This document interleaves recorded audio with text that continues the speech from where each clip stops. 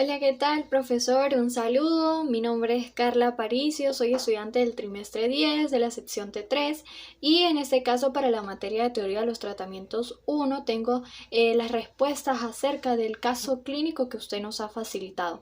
¿Sí? En este caso, pues respondiendo a su primer pregunta de qué modelo psicológico se trabajó, tendría que decir que es el psicoanálisis y la Gestalt.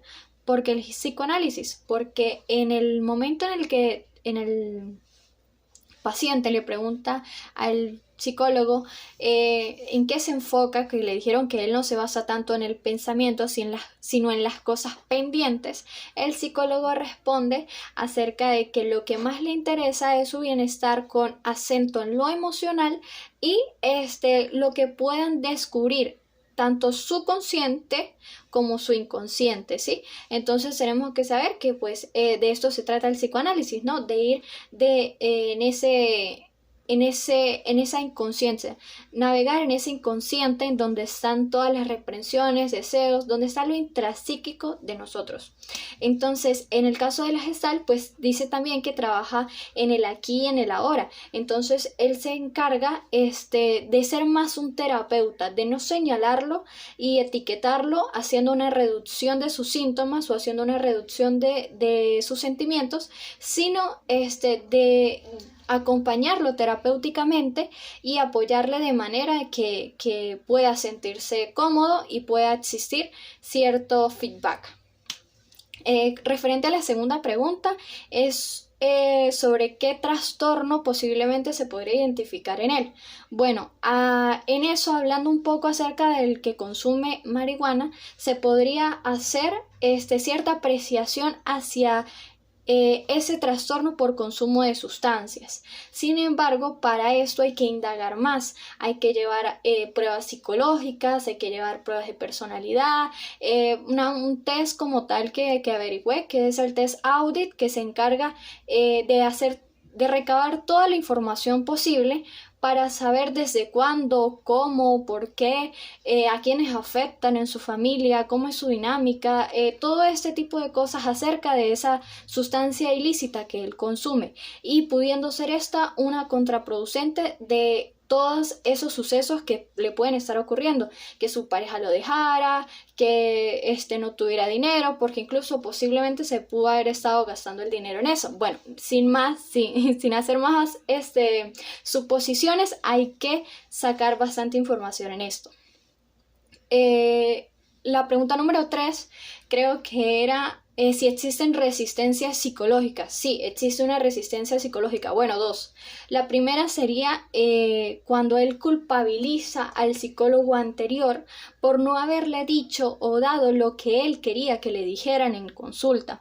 Sí, este psicólogo hizo su análisis desde un modelo cognitivo-conductual y le dijo lo que probablemente iban a trabajar, pero entonces él prefirió culparlo de que su problema no se solucionara y por eso él asiste otra vez a otro psicólogo.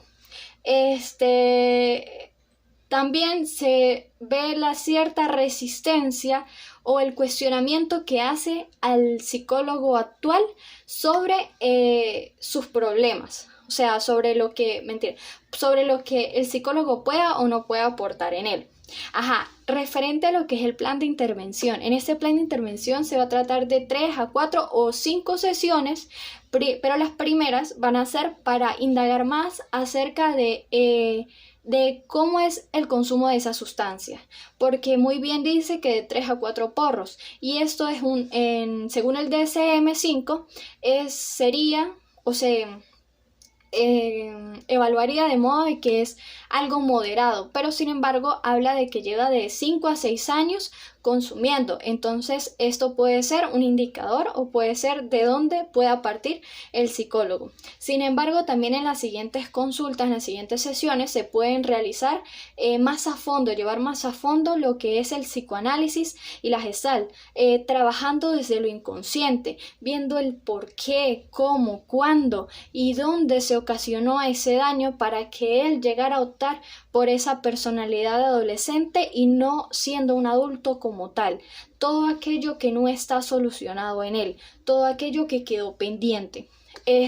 También, después de recabar la información, se podría trabajar con el modelo cognitivo-conductual, de modo de que la reducción del alcohol, la reducción de la marihuana, la reducción de la dosis de la sustancia que él consume,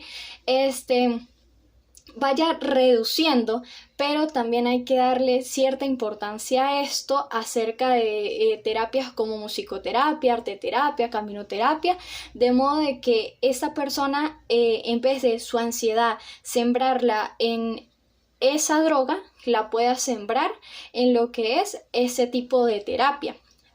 Sin embargo, esto es algo que es un proceso bastante largo, bastante extenso y siempre va a depender del paciente. Nosotros lo que hacemos es un acompañamiento en base a lo gestal, ¿no? Se hace un acompañamiento en el proceso. Bueno, sin embargo, pues eso es más o menos lo que es el plan de intervención, enfocado siempre en el bienestar del paciente y en su bienestar emocional, de modo de que él pueda conseguir o llegar a la autorrealización, de esta situación y poder llegar a avanzar, conseguir trabajo, llegar y como en la pirámide de Maslow, poder llegar a ese punto arriba donde pueda sentirse a gusto y no perdido como él lo comenta. Bueno, sin más nada que añadir, muchas gracias.